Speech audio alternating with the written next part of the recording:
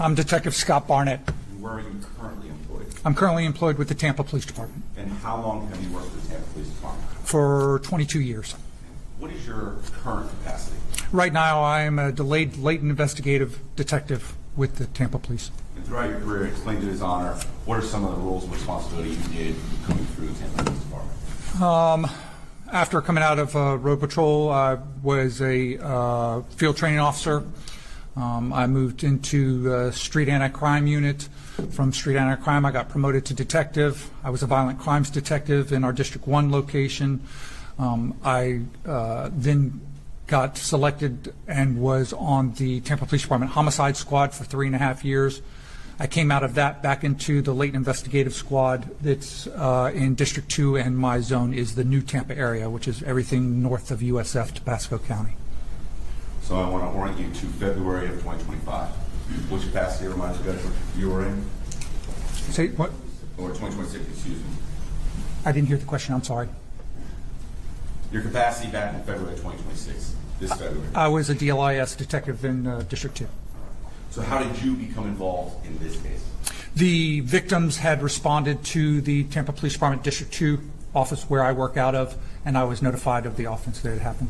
Okay, so you said you met with the victims? That is correct. Okay, explain to the judge who the victims were in this case. There were 3 victims, Jan Lopez, Danny Tenesaka, and Soldier Anderson. All right. And for Daniel, what did he go by that you knew of? Daniel, he goes by Danny. Danny. And for Jan Lopez? He goes by Jan. Okay. Anything about Mr. Anderson, Soldier? Just Soldier. Okay. That is his legal name? Correct. All right. You interview all 3 of them? I did. Okay. In the best way possible, try to explain to us, from their point of view and what happened to them, what they explained to you. Where do you want to start? It starts about a month prior. Mr. Lopez, Jan, is a black truck driver. He owns vehicles, and he is a driver that people hire to transport themselves, their friends, whoever. He's directed to drive around to locations wherever they want to go. He had been hired by Mr. Arnold to be a driver for him. Danny is Jan's good friend. Jan ends up bringing Danny into the fold the more he hangs out with Mr. Arnold and Mr. Arnold's group and the transporting that they're doing, and when they're hanging out in certain locations, specifically Airbnb locations that Mr. Arnold had rented for them to go and hang out at, his friends and everything. We'll come back to Mr. Anderson Soldier. He's not in the very beginning. He's just a friend of theirs also. Absolutely. So you mentioned a few names there. You said Terrion Arnold.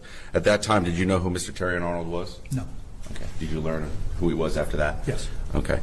And through the investigation, through this interview with the victim, before we get started on what happened, can you identify some players in the game that you were told by the victims? They had, besides Mr. Arnold, they had identified a person named CJ, whose name is Christian Williams, a person named Fredo, which is Freddie Hughes, a person named nicknamed Dell, whose name is Lindell Hudson, and another individual named Bokai, who's Bokai Hilton. Okay. All righty. And was it your understanding that they were friends with Mr. Arnold? Yes. And Mr. Arnold's the defendant who sits here today? That's correct. Okay. So it seems like he was driving for Mr. Arnold starting in January of 2026. Approximately. And now Danny wants to hopefully become some sort of celebrity barber. Danny does, correct. Orient us now to February 2nd or 3rd of 2026 in regards to what they explained to you. So Danny on February 2nd begins getting text messages. Actually, we can back up just a little bit from that. In this entire group associated with Mr. Arnold, Danny, again, is brought into the fold. He begins meeting people in that group, along with Jan. And one of the people that he meets is a girl named Jasmine. Is that Jasmine Randazzo? That's correct. Thank you. Jasmine Randazzo lives in an apartment with another female. Her name is Ariana DeValle. Thank you. There is a text message that Danny receives, or I'm sorry, let me back up. I'm just going to have to object narrative in the sense that the question was, let me orient you to the third, and now we're going back, and it's difficult to... All right, I'll instruct the witness. Listen to the questions being asked and answer only that question. So when you're going back to the third, how does this all get set up on the second, as you just mentioned? On the second, Danny gets a text message from Jasmine saying, hey, why don't you come over? Okay, that's on February 2nd? That's on February 2nd. No, that's on February 3rd. Okay. So do you learn any of the backstory of regards to going down to Ybor City, partying, them going to the Airbnb? Where's an Airbnb located? Do you get any of that information? Yes. Okay. So did Mr. Arnold have an Airbnb here in the Bay Area? Yes. Where was it? In Largo. Okay. And God bless you. It was Yanni and Danny ever at that Airbnb? Yes. When? In the days leading up to the February 3rd. Okay. What is your understanding of the relationship of why they were at the Airbnb? Well, Jan was the driver for Mr. Arnold and his friends and anybody that he wanted Jan to transport to places, and Danny was friends with Jan. And so he was, again, brought into the fold, and he was there and met all the people we talked about, and then began cutting hair for them. Okay. Now, when does something happen at the Airbnb? When does something go missing? I believe that was February 1st. Okay. And from your understanding, what went missing on February 1st? A large amount of property belonging to Mr. Arnold, property belonging to Fredo, and property belonging to Bokai, and property belonging to a cameraman that was hired by Mr. Arnold to film content. Okay. And how did you learn that these items were actually taken? Those people who had the items taken reported it to the Largo Police Department. Okay. And you were able to review that report? Yes. And that's how you're able to testify here to court today? Correct. Okay. What did Yanni tell you happened after, or I should say, did anything happen after they went out to Ybor City on one of those nights in the first week of February between Yanni, Danny, and the group? Anything negative? No, nothing negative, no. Okay. They were all hanging out. They had become part of the group with Mr. Arnold and all the guys. Instead of just being hired, they became part of the group, kind of like friends also, and hung out. Okay. There was, other than obviously we'll get to what happened, but there was no conflict, no issues, no bad blood at all when they were going back and forth from Ybor to the Largo Airbnb. Is that right? That's correct. When does the conflict start? And when, I think that's where you're going with the text messages, or Danny might have received one. When does the conflict start? The conflict starts when Danny receives the text message from Jasmine saying, hey, come over. Okay. And you spoke to Danny. What did he believe this was to be? He believed that he was going over there to have sex with Jasmine. Okay. And did Danny ever go over there? Yes. Okay. Who did Danny go over to the Airbnb with? He went with Jan and with Soldier. Okay. Did you ever learn why Danny went with Yanni and Soldier? Yeah, they're friends and they look out for each other, and they were concerned about why he may be going over there. They were a little suspect about why this girl had suddenly gotten very graphic about, hey, come over having sex, when she had never been that way before. So as a group of them, they went to high school together. They went with him to the location. Okay. And who drove over there? Danny did. I should say, did Yanni drive the vehicle over there, or did Danny? Danny did. Okay. And Yanni's in the vehicle, and so is Soldier? That's correct. All right. Danny arrives at Jasmine and Ariana's apartment. That's correct. Okay.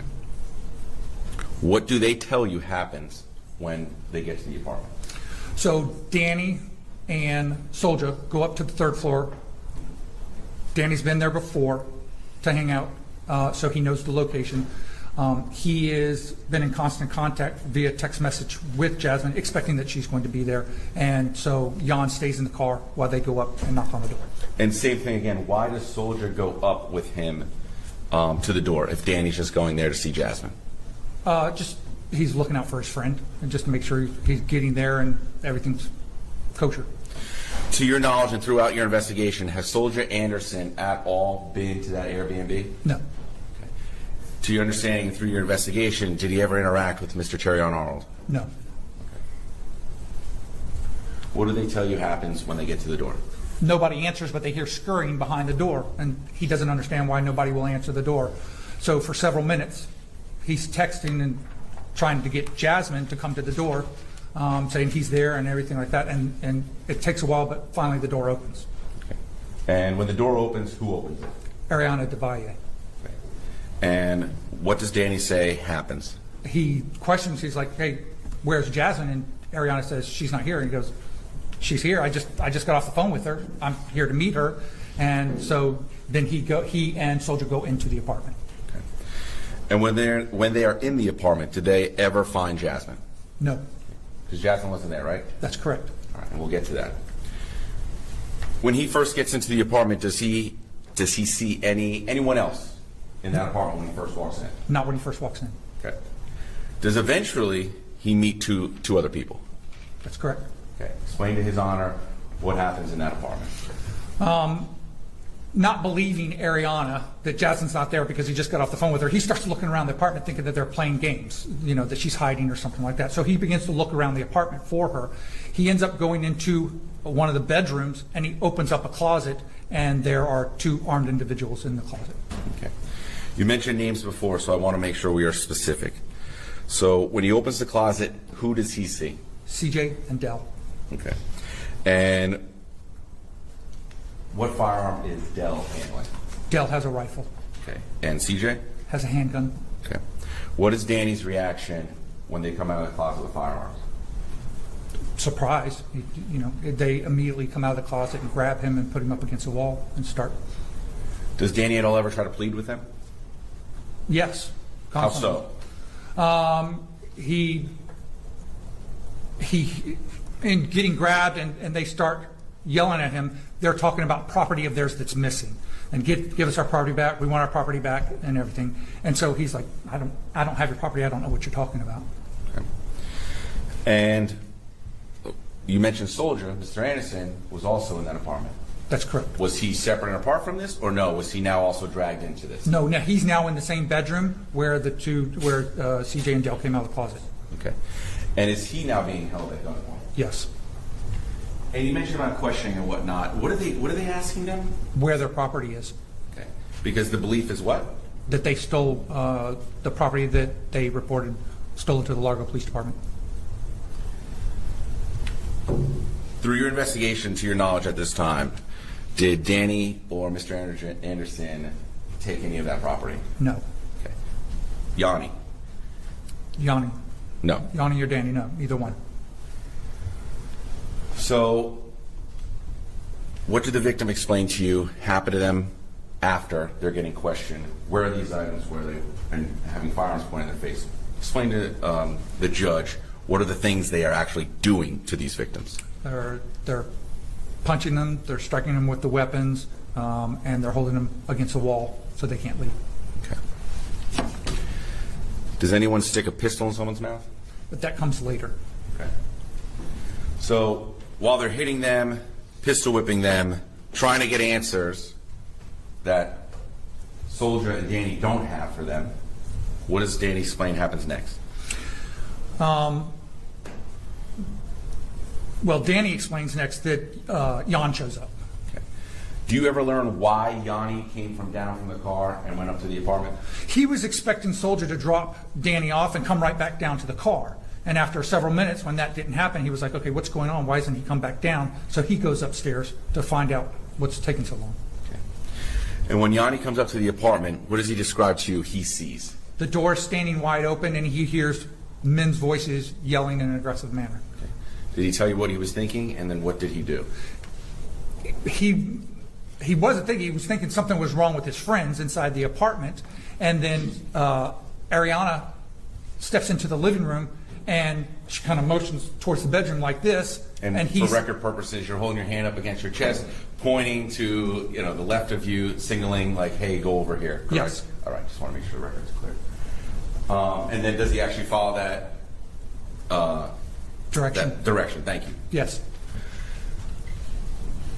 What does he see when he gets over there? He runs into the bedroom and he is immediately pistol whipped in the head by CJ. After he is pistol whipped, does he now become involved in the questioning of where's our stuff, things of that nature? Yes, Okay. And the beating continues? it does. All right. What happens? What are other things that they do to the victims while they're in that room? They continue to beat them. They continue to ask where the property, where their stolen stuff is.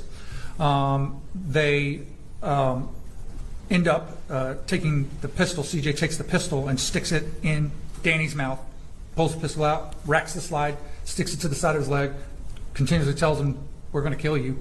We're going to shoot you if you don't tell us where our stuff is." At any time, did Danny, Yanni, or Soldier say, "All right, that's it. We know where it is. We took it"? At any time did that happen? No. Were they consistent that they did not take those items? Yes. And is it as simple as the gunman in the room just did not believe them? Correct. Miss Ariana Del Valle, while this is going on, is still in that apartment. She's in the bedroom, yes. Okay. Anything else, or what happens next after they're not getting the answers that they want? Does anyone else show up? Yes. Fredo shows up. And that's Mr. Freddie Hughes? That's correct. Okay. And do you learn later that Mr. Freddie Hughes was actually with Mr. Terrion Arnold? That's correct. All right. And I guess we can go into that for a second. Where was Mr. Terrion Arnold, Freddie Hughes, Boakai Hilton, and Jackson Ridgeway? They were. Foundation. How does he know where they were? Well, let's establish how, ask him if he knows and ask him how he knows. Sure, absolutely. At that time, or I should say throughout your investigation, or I should say, Freddie Hughes shows up to the house, correct? Correct. Through your investigation, you learned that Mr. Terrion Arnold and Boakai and Jackson Ridgeway were driving down from Tallahassee. That's Jackson correct. leading and no Stated foundation. as to leading. How did you learn they were coming down from Tallahassee? Well, a couple of different ways. Ariana Del Valle later on testifies that Mr. Arnold, Fredo, Boakai, and the cameraman Jackson Ridgeway were all coming down from Tallahassee. They had gone to Tallahassee earlier in the day, and they were now on their way back. Thank you. So the car gets to the apartment? It does. Okay. Freddie Hughes enters the apartment? Freddie and Boakai enter the apartment. Okay. Anyone else enter the apartment? Jackson Ridgeway. Is anyone armed other than the Ms. Dell and CJ in that apartment now? Fredo. Do you know what kind of firearm he had at that time? A handgun. Okay. What did the victims tell you happened inside that apartment? The entire time leading up to Fredo arriving, they had been told by CJ and Dell, wait till Fredo gets here, wait till Fredo gets here, wait till Fredo gets here. And Fredo comes in, and Soldier, not having anything to do with all the stuff that happened before, is like, he immediately pipes up, "I don't know what's going on, I had nothing to do with this." And Fredo takes great exception to that and begins beating Soldier. And then How so? What does he do to him? he starts punching him with his fist. Then what happens? Then all three of them, Fredo, CJ, and Dell, began beating all three of the victims. And still, does Yanni, Danny, and Soldier maintain that they did not take anything from the Airbnb? Yes, to the point that Jan, who knows all of them, says, "You know me. You know I wouldn't do this. I didn't take any of your stuff." And from their understanding and what they explained to you, do they believe that? No. So what happens next?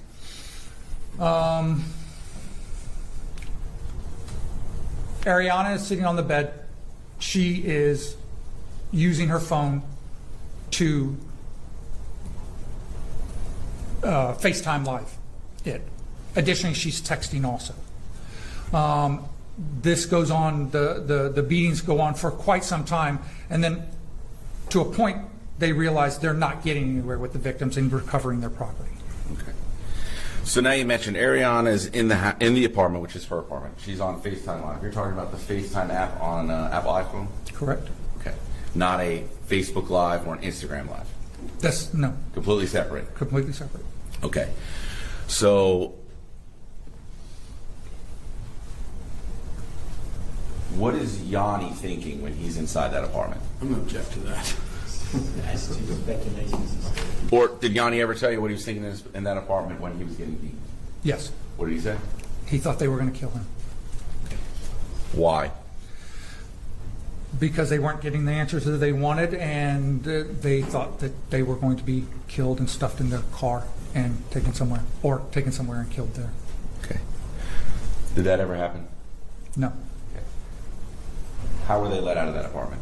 They were led one by one down to the car downstairs. And after that, were they free to leave? They would let them go, yes. Okay. All right. So you mentioned that Ariana Del Valle was on that FaceTime app, or on FaceTime in the apartment. Correct? Okay. Did you have a chance to speak with her? Yes. And did you further learn of how this sort of started to come together, or the plan was developed? Yes. Okay. Explain when you first spoke to Miss Ariana Del Valle. Where did you see her? The first time Yes. was when I served a search warrant on the apartment. Okay. And did you interview her? I did. Post Miranda? I did. Okay. And then additionally, did she provide a proffer to yourself and Mr. Diaz of my office? Yes. All right. And starting from the beginning, and how Miss Ariana Del Valle got involved, what did she explain to you of how she got involved with this group of people? She had met Terrion at one of the clubs and started up a relationship. Was it that month before, a couple months, I think it was earlier? a couple weeks leading up to the offense. Okay. And what did she say her relationship was with Mr. Arnold? They hung out, they were friends, and they had sex sometimes. And what was her relationship with the rest of the group? So she's with Mr. Terrion Arnold and the rest of the group. Did she have one with the rest of the group? A little bit, yes, because they were Mr. Arnold's friends, and so she was meeting them and being introduced to them. So she had some interaction with the rest of the group also. Okay. Where did she explain to you that they normally hung out, or she saw Mr. Arnold and the friend group? At first, it was at an Airbnb that was in Tampa, and then they transferred to the Airbnb in Largo. Okay. And how many times did you say that she was actually at that Airbnb in Largo? Several times. Okay. And as you described before, just to kind of hang out, things of that nature? Correct. All right. Did Ariana ever explain to you that she knew that anything was stolen or anything went missing? Yes.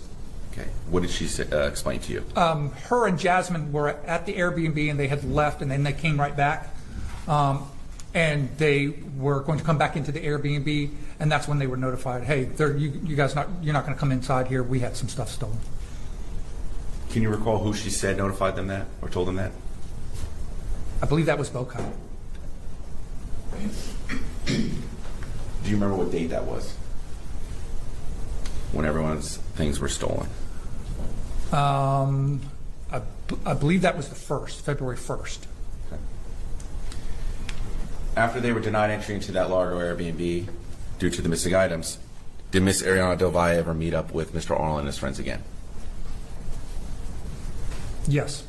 Okay. Where? At the Airbnb. The same Largo Airbnb? Yes. Okay. Was there any discussion with her in regards to the items that were stolen? Did she explain that to you? Yes. Okay. What was that discussion? There was a discussion about the stolen stuff. Mr. Arnold was there. Mr. Hilton was there. Fredo was there. And she advised that Mr. Arnold came into the living room where they all were, and he said, I think I know who stole the stuff. I think it was Jan and Danny. Okay.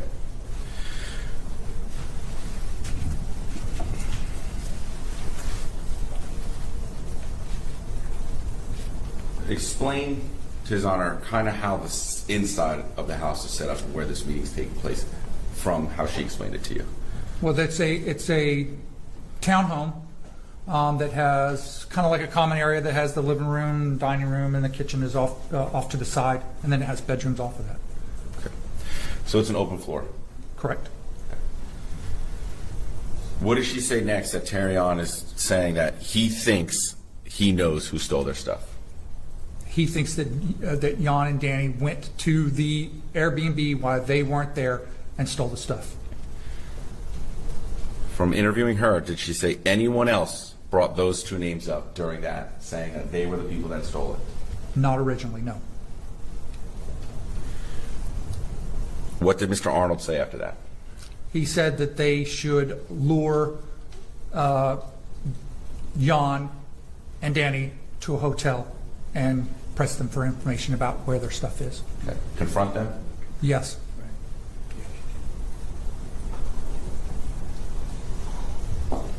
Why was that an issue? Was that ever made to be an issue? It was made to be an issue by one of the other co-defendants who told Mr. Arnold, no, that's not a good idea. There's too many cameras at a hotel.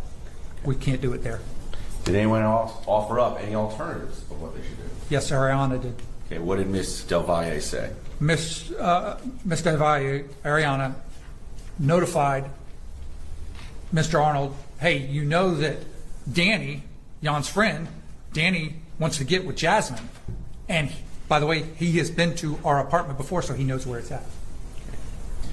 And what does Mr. Arnold, obviously you're learning this from Miss Del Valle, what does Mr. Arnold say to that? They then start concocting the plan of luring Danny to the Airbnb. I apologize, not the Airbnb, to their apartment in New Tampa to confront them about the stolen property. Okay.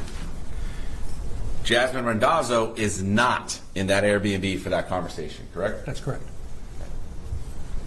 How does Jasmine get involved with this plan? So that's now where we get to the third. Okay. Jasmine is at the apartment. She's asleep. Ariana is with Mr. Arnold, who instructs her to text Jasmine so that she can set up Danny and lure him to the apartment so that they can be there and confront him. Does Ariana tell you, or confirm with you, I should say, at that point, with the Danny setting up, who that specifically came from to say, text Jasmine? That came from Mr. Arnold. Okay. Your Honor, may I approach? States, I think it's 2.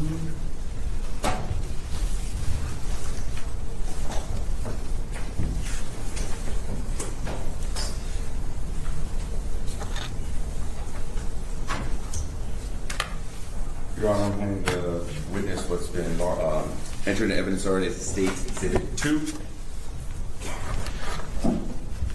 I want to point your attention to page 4503, also for defense counsel as well, the text messages. It's 4,503.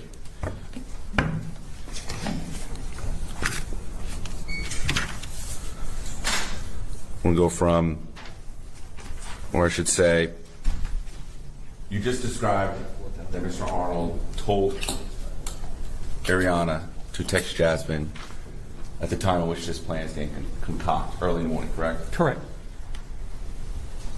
Does Ariana actually send that text message? Yes, she does. What does she say? She asks Jasmine, are you up? What time is that at? That's at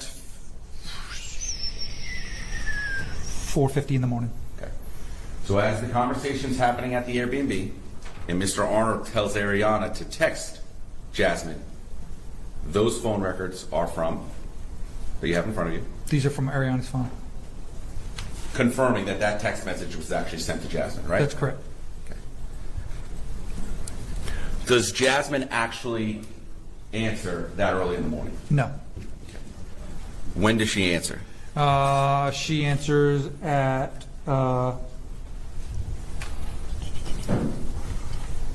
I'm sorry.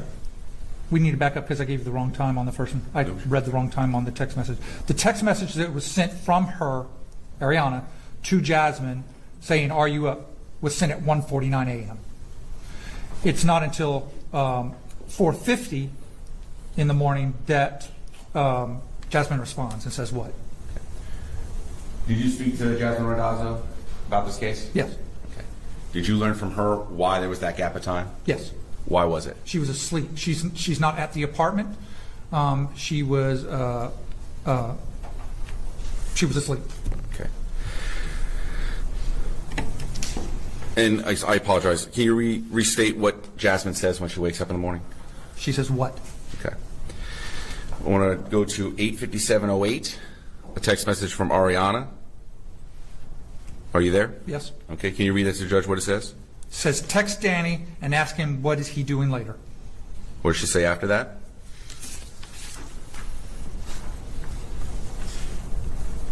She says that's it. And then Ariana. So this is all Ariana, correct? Correct? All right. And what's the next message that Ariana sends? She says that's what Terrion said. Then what's the next text message that she says? The next one says, did you do it or you want Celeste to? Okay. So what it seems like is that Ariana is rattling off text messages without Jasmine answering that, correct? Correct? All right. So it'd be text Danny and see what he's doing later. Jasmine doesn't answer. And that's it. Jasmine still doesn't answer. That's what Terrion said. Jasmine doesn't answer. Do you do it or want Celeste to? Jasmine doesn't answer. Did you learn from Ariana, or I should say, to go back, while these are happening, where's Ariana and who she's with? Who is she with? Ariana's with Terrion. Okay. At 9:11, Jasmine answers. Correct. And what does Jasmine say? She says, I'll do it. And Ariana responds? She says, okay, let me know when you do it. Okay. Going to page 4,507. Timestamp 9 minutes and 28 seconds. What does Ariana say to Jasmine? So basically, just try to get him to come over tonight. And Jasmine respond to that? Not yet. Not yet, but yes. And what does Ariana make sure to tell her right after she fires that text off? Don't be suspicious, though. What does Jasmine say? She says, for what? Who you with? And who does Ariana say she's with? Terrion. And what does Ariana say after that? She says, just do it. It's for them. And Jasmine replies? Okay. Page 4,513. Minute 9:52:57. What does Ariana say to Jasmine? She says, just be like, okay, never mind, then you're playing. And Jasmine? Jasmine says, that's pretty obvious. It's a setup. Continuing, what does Ariana say? Or I should say at 10:05. Oh, at 10:05? Or, yeah, I apologize. So is there anything else after that's pretty obvious it's a setup for Jasmine? Or we can skip to 4,515 page. Yeah, we'll skip to that. That's page. fine. So 4,515, 10:05. Mr. Riley, do you have an extra copy of the exhibits that I can?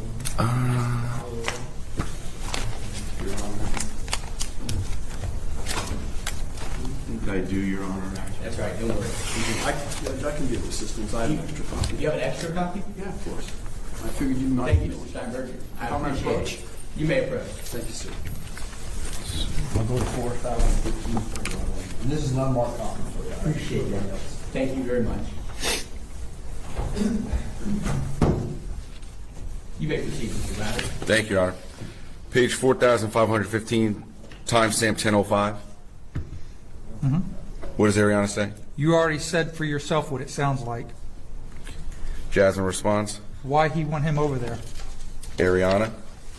They're trying to set him up, and he's trying to pay us for it.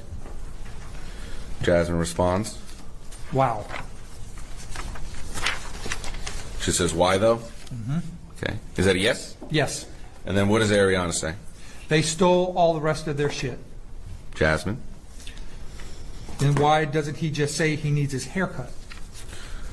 When you had your discussion with Jasmine, why was she saying to you in the group chat or the text messages to try and get the haircut. What is the haircut? What does that mean? That's the way that's Danny, because Danny cuts their hair on occasion and everything like that. So they're trying to come up with a reason for him to come over. So they're saying, say that you're going to cut the hair. Okay. Do they essentially do that, the haircut? No. Because the plan was still to what? To lure them to the apartment. Ariana says after, Jasmine says, why doesn't he just say he needs a haircut? What does Ariana say? Read those messages. It's 4518. 4518.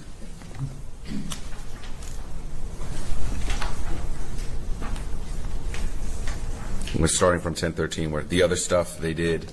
Yeah, the other stuff they did. And they were going to do it at a hotel. And then Ariana? But it makes sense to do that, to do it at my apartment, they said. Okay. So these text messages are essentially corroborating the interview that you had with Ms. Del Valle? That's correct.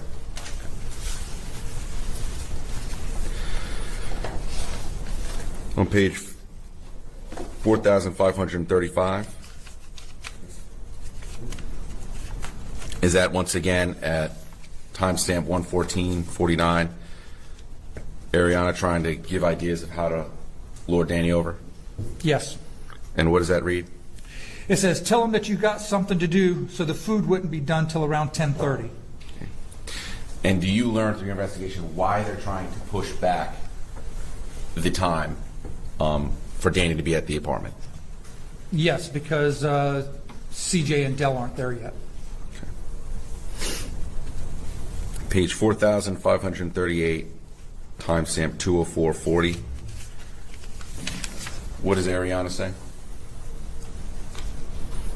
Hold on one second. Of course. I'm trying to get there. Me too. I just got there. I got there too. Thank you. What does Ariana say? I'm scared. Yes, she says, I'm scared. I hope they don't kill them. And what does Jasmine respond to that message? Perhaps we delete these messages. I'm actually going to get money because I'm going to give it to my dad. Okay.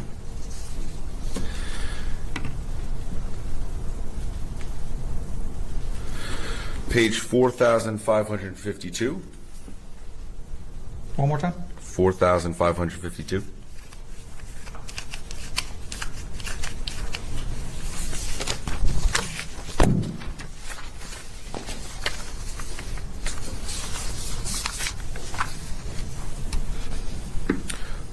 Timestamp 12:35:28. Jasmine says what? Don't hang up. Don't hang up. Yes. Okay.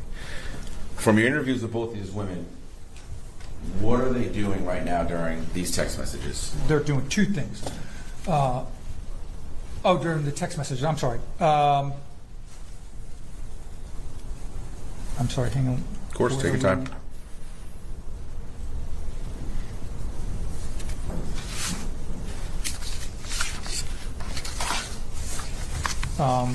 What are they doing during the message?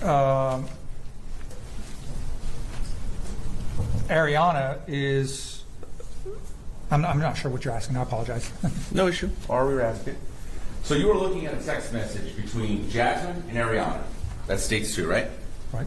Okay. Then there is on states 1 is a group chat between Jasmine, or you explain it. Who's in group chat? Who's in the bigger group chat? The bigger group chat is Bokai, Hilton, Jasmine, Ariana, and later on, CJ, I think, comes into it also. Okay. So the original text message, which is states 2, which we have been going over, that is text messages from Ariana to Jasmine, and Ariana filling out Jasmine or telling Jasmine what to do. Correct. Okay. We are now getting to what you spoke about before, the incident of them being robbed and questioned. In a side chat, we're back to Jasmine and Ariana, correct? It picks back up. So Yes. the first part of the text messages is Ariana giving the orders to Jasmine, right? Correct. That are coming via Terrion. Correct. Right.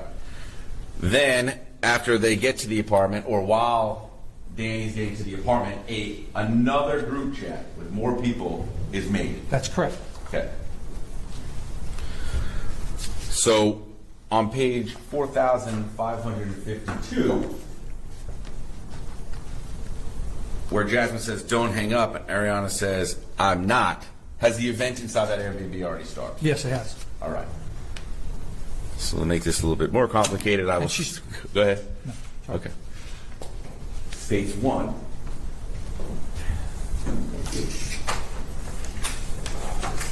Let me just make sure I believe, Mr. Steinberg, this other stack is a copy of stage 1? I hope so. It could be. No. Starts with 6. Oh, yeah, this is just a continuation of, That's the rest of this is the stage rest 2. of stage 2. Do you have a separate copy? Does anybody have a What separate page, copy of stage 1? The entirety of stage 1. What's the bait stamp? You've been referring to bait stamps for page. It just, I didn't even get there yet. It's just the entirety of stage 1, which is the group chat text message. Does it have bait stamped on it, sir? 6. Starts with 6. It appears that the detective has an extra copy. Please show that to Mr. course. Steinberg before you do. Stage 1.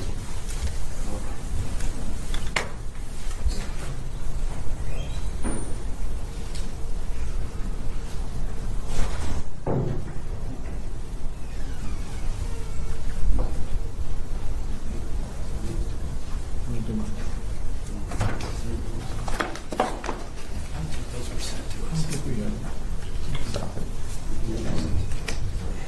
Okay. That's why we're asking for bait stamps. I don't think we have the. Take a look. 'Cause I didn't get, I would have brought you a copy. We haven't got it. We just got the second.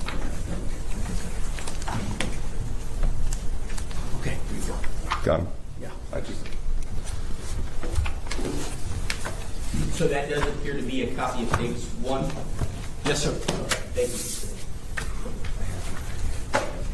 And there's nothing additional on this. It's a clean copy, just like the exhibit that was admitted? Yes. It's looked at in the defense as well. Okay, you may proceed. Thank you, Your Honor. It should be. That's the exact copy that Mr. Diaz provided to me outside for All that. right, thank you, Detective. I appreciate that. Handing you stage 1. Okay. States 1 reminds His Honor who is in, or who starts that group chat. Bokai does. Okay. And you ever learn why he starts that group chat? So that they can, because they're going to turn the volume down on the live stream, and they want to be able to communicate with each other, so they start a group chat so they can text in the group chat, but watch what's going on Ariana live Facetime it. All right. So we've already gone over the messages between Ariana and Jasmine for the setup. Now we go to the group chat on page 6 of States 1. What is Boakai's first message? Y'all communicating here. Okay. The beginning of this group chat. When does it start in the timeline? It starts at 11:29 p.m. on the 3rd. So Danny, Yanni, and Soldier are not at that Airbnb yet. That is correct.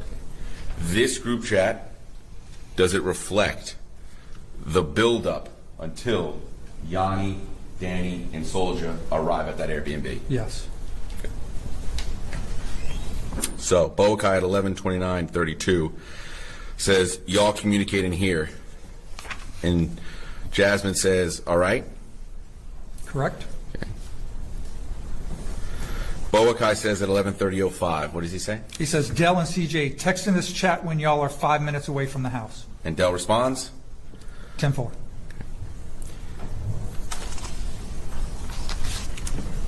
Because you learn from Ariana that they're waiting for them to get to the house because they want to beat Danny Yanni, and Soldier there, correct? Correct. Okay. Page 9, timestamp 11:33:20. What does Boakai say? If you FaceTime him, tell him you'll be done in like 20 minutes. Show your face. Do not hide it. And say, my roommate is going to come downstairs to come get you. You can chill in my room till I get there. Okay. So this is Boakai giving the instructions to Jasmine and Ariana, correct? Correct. All right. And you've learned through your investigation, at that time, where is Boakai? He's in the vehicle with Mr. Arnold, Fredo, and Jackson. And they are coming back from where? Tallahassee.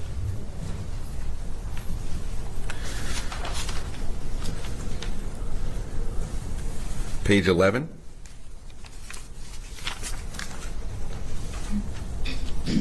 Timestamp 11:34:23. What does Boakai say? CJ, let Dell know when you get there. Go in his car and wait till he gets inside so y'all can both walk in together. At 11:35:22, what does Boakai say? At 11:35:22. Yes. CJ question mark? Yeah, because CJ doesn't answer. He says CJ with a question mark. Okay. But Del liked the previous message. Yes. Okay. CJ finally answered at 11:37:03. Correct. What does CJ say? He says, just pulled up, fixing to walk in. Okay. Del responds. I'm 11 minutes away. Okay. Page 14. Timestamp 12:01:44. Boakai says, Bokai says, Dell, he there? and then Ariana responds, Yes, and she says, at the door. okay. And the reason why she knows that is because she's in the apartment. That is correct. So she's receiving both CJ and Del into the apartment. That's correct. Okay. Boakai says at 12:01:53, let us know when he's inside. Correct. Okay. And that text message, let us know when he's inside. For a reminder, that's because he's in a car with Terrion Arnold and other people. Objection calls for speculation. What he meant by saying that. Rephrase the question. Ask- Boakai's in a car with who? Mr. Arnold, Mr. Williams. I'm sorry, not Mr. Williams. Apologize. Let me use a nickname so we don't get Sure. confused. He's in the car with Terrion, Fredo, Bokai, and Jackson. Okay. And Boakai sends a text message while he is in that vehicle at 12:01:53, let us know when he is inside. Correct. On page 16, Boakai has a statement for 12:02:52, making sure Del has something. What does he make sure Del has? It says, Dell, do you have your FI? And throughout your investigation, what you've learned, did you understand what that means? FI, FY8, is a slang for fire, and fire is slang for firearm. Page 17.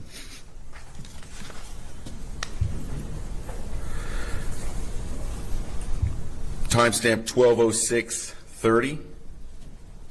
What does Boakai say? He's instructing Ari to get closer. From listening or interviewing Ari,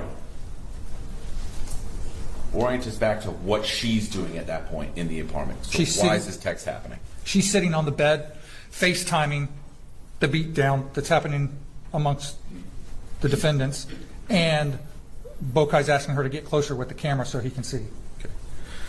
It's not just so he can see. What is it? What does Boakai say after Ari, get closer? We can't hear. Turn the camera around. On page 18,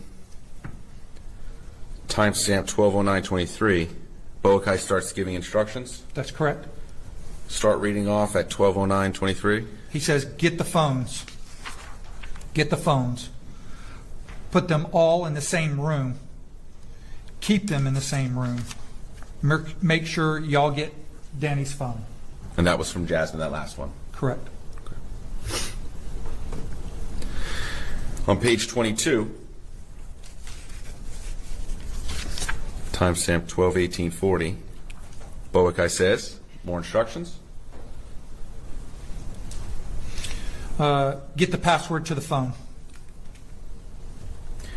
Get all 3 phones?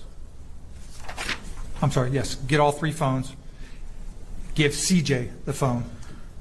And then at 12/20/13, what does Boakai say in all capital letters? Say why was Terrion's phone in Miami? Through your investigation and your interviews and what you learned, why is that text message important?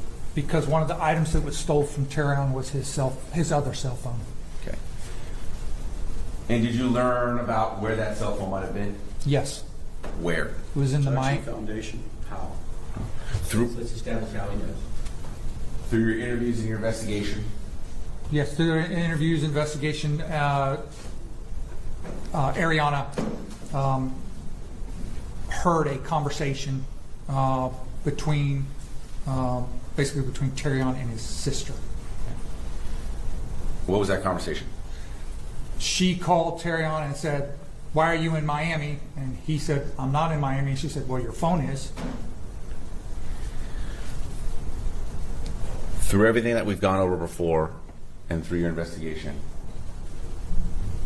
and to remind everyone, who is the one that first says that it has to be Yanni or Danny that stole the items?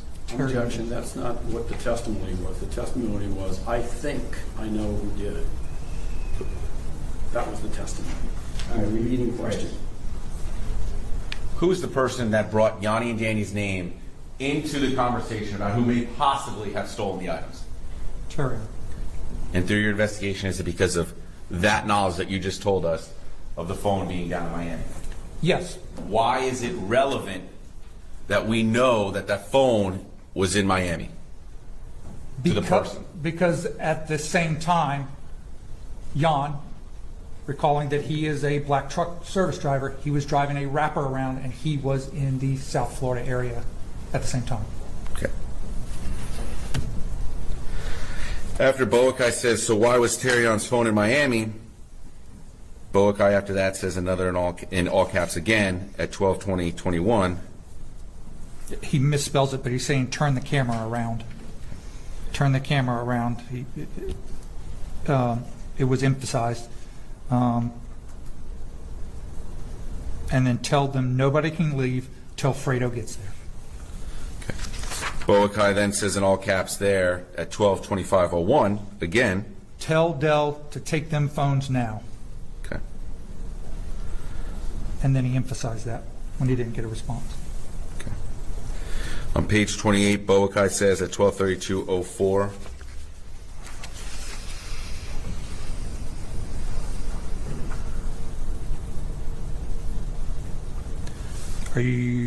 I'm sorry, which timestamp? 12/32/04. I apologize if I rushed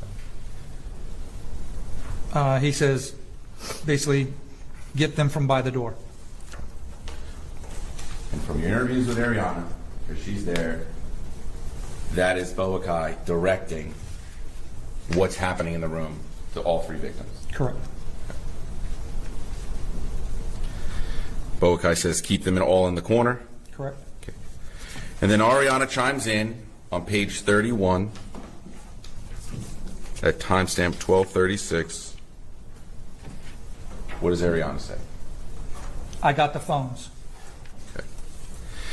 And then at 12:41:13, it should be on the same page as 31, Ariana sends a text message to the group asking what? Timestamp again? 12:41:13. She says, how far are y'all now? And then read what Boakai responds. 20, don't say it out loud. That's on page, the first part starts on page 31. The very last box on the right-hand side? It says, how far are you all now? Correct. But the response, The response is on the next page. It says, 20, don't say it out loud. oh, I'm sorry, it was 40, I see it. Right. And then Boakai directs Ari again at 12:42:41. Close the door, Ari, and lock your front door.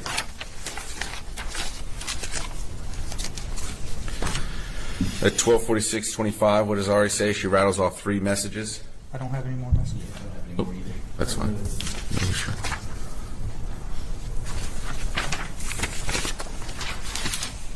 So just to be clear, that is, you have the official exhibit 1. That was the last page of say exhibit 1. Correct.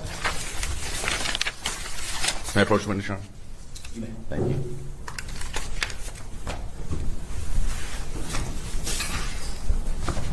Flip to this one.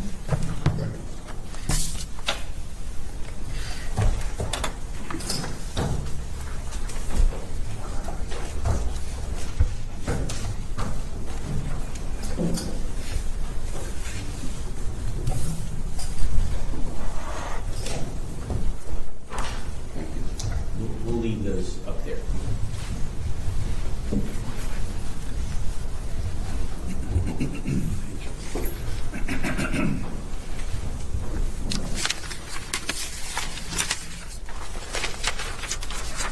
Through your interviews with Jasmine and Ariana,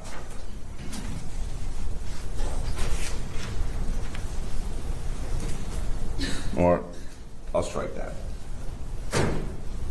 With your interview with Jasmine, okay, does she say that she is on that FaceTime as well, that group FaceTime, while everything's going down in the apartment? Yes. Okay. And what does she say to you that she can actually see on that FaceTime? She can see that Bokai is driving a vehicle, and he's got the phone in the car with him pointed upwards. And then is she able to see any of the events that are going on inside the Airbnb? Yes. What does she explain to you that she was able to see inside the Airbnb? She sees Dell holding one of the victims against the wall in the bedroom.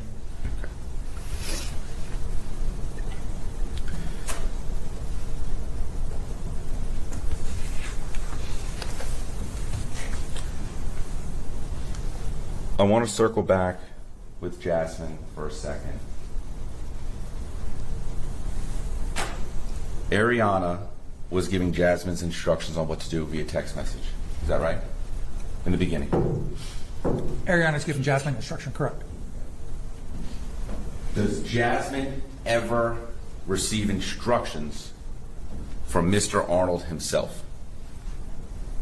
Yes, through the FaceTime. We talked about a lot of FaceTimes, so let's organize.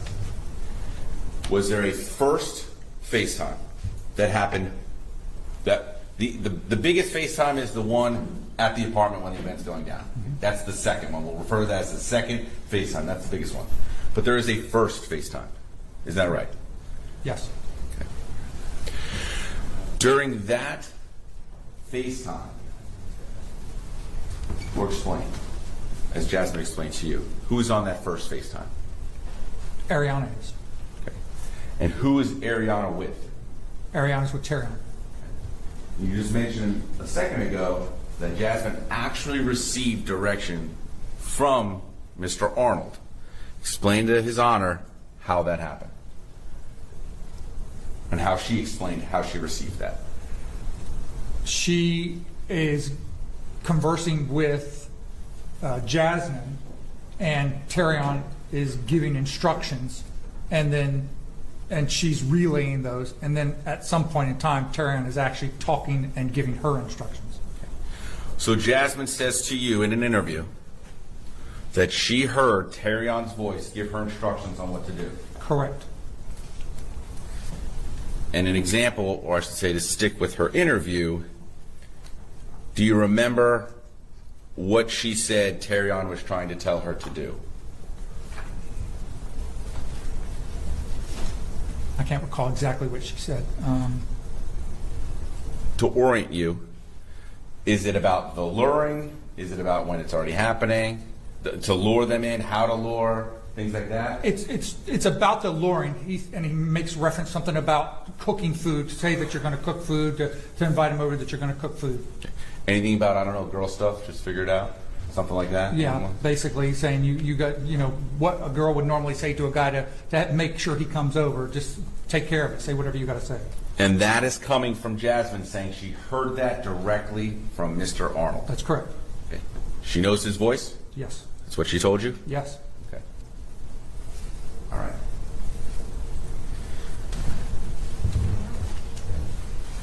And that first FaceTime is earlier in the night. That's correct. Okay. That's the planning stage. That's correct.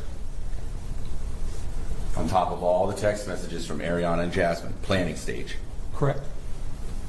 Second FaceTime, that's the group chat that's going on and the FaceTime While the offense is happening. Correct. while the offense is happening.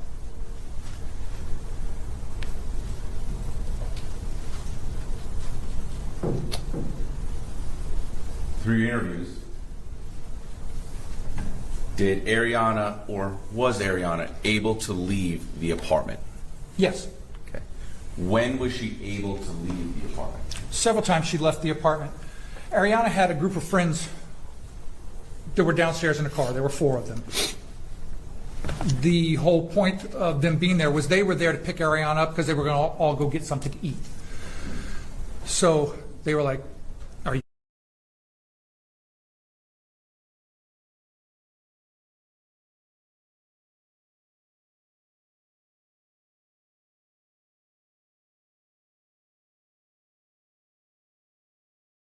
coming downstairs? Are you coming downstairs? And she kept putting them off, saying that I can't leave yet. They won't let me leave. And the 4 who are in the car don't know what's going on upstairs. They just know there's other people up there, and Ariana's not willing to leave from whatever's going on upstairs. Okay. When did she finally leave?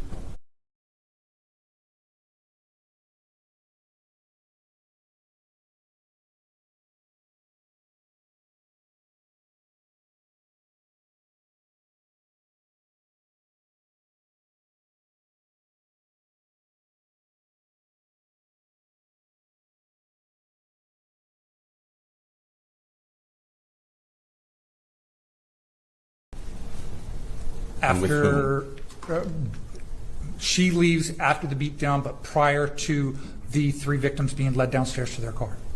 Okay. And you learned from her who picked her up? Yes, Who picked her up? Mr. Arnold, who was still seated in the vehicle downstairs.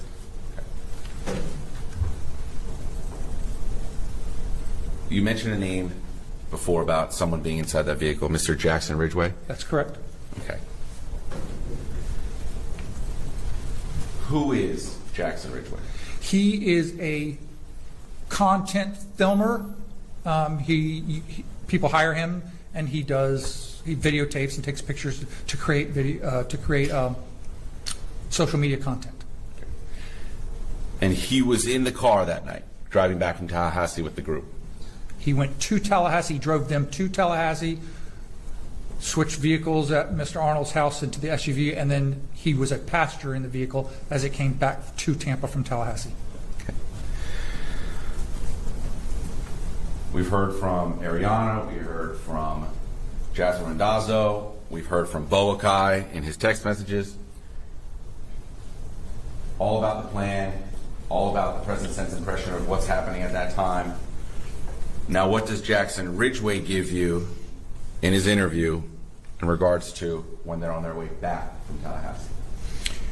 Boakai is driving. Terrion is sitting in the passenger seat directly to his right. Fredo is in one of the back seats, and Jackson is all the way on in the 3rd row. Does he mention anything to you in regards to this FaceTime? We're talking about the second FaceTime now. Anything in regards to the FaceTime happening while in the car? The Boakai is the one who's on the phone for the FaceTime and is holding the phone and sharing with Terrion, who's sitting to his right. So we've heard from Ariana, Jasmine, and now Jackson Ridgeway, who's actually in the vehicle, all saying that they were on that FaceTime coming back in the vehicle. Correct. But Jackson was not on the FaceTime. I'm sorry. Jackson was not on the FaceTime. You said all of them, so I want to clarify. He's not on the FaceTime? Boakai and Mr. Arnold. Correct.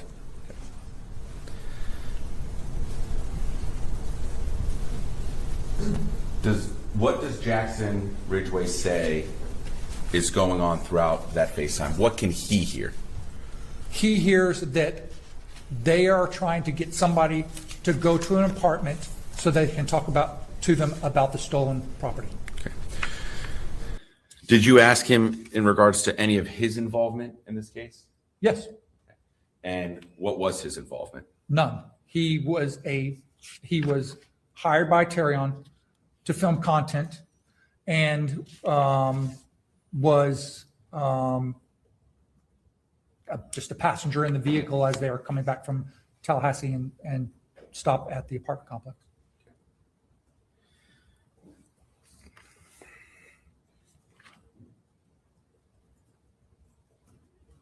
Does Mr. Ridgeway, Jackson Ridgeway, give you any other information in regards to Mr. Arnold's involvement or knowledge of the beatdown? I don't know specifically what you're asking. I'm sorry. That's fine.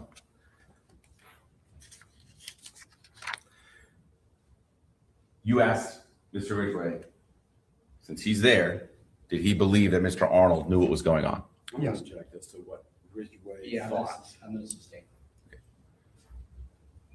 Did Mr. Ridgeway say to you that Mr. Arnold knew what was happening? Again, objection, this is just a way of getting around. He's basically saying that Ridgeway say, I thought that Arnold knew. That's the essence of the question. Well, we're only at did he say if he knew. So let him answer that question. Yes, sir. Did he say that he knew that Terrion knew what was going on the FaceTime? Yes, Yes, because he's in the car with him. because he's in the car. He can- No, that's my Well, objection. it's, all right. We're going to stop there. You can make whatever argument related to the testimony that you just established. So ask another question. Move on. In regards possibly if I move to more laying a foundation of personal knowledge of what the witness actually told him he observed in the car, You can try, yes. I'll move on. All right.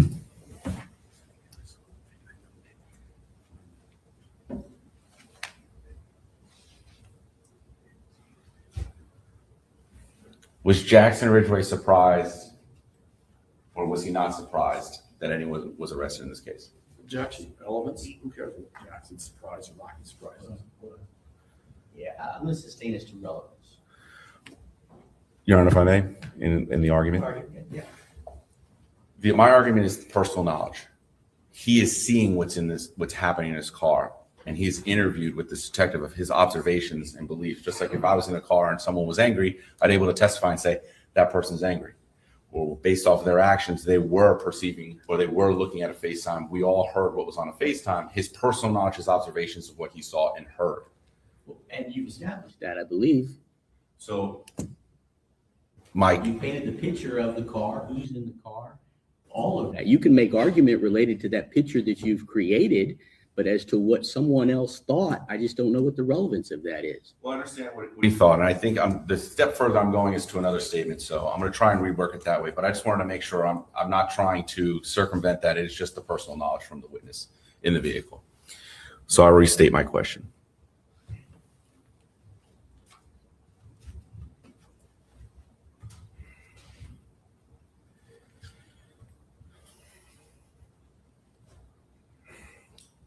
Did Jackson Ridgeway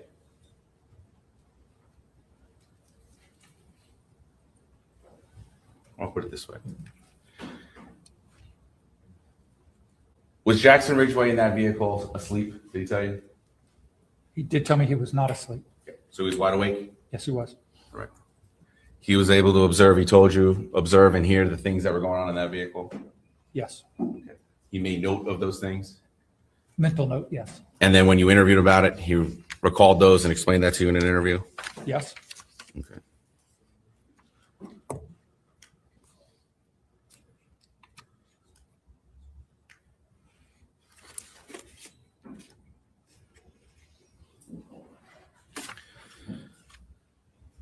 In his interview, does he explain to you how involved Terrion was in the plan at the apartment?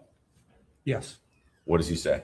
He said that Bokai and Terrion were the two main people who were planning this luring of the individuals to the apartment to find out where their stolen property was.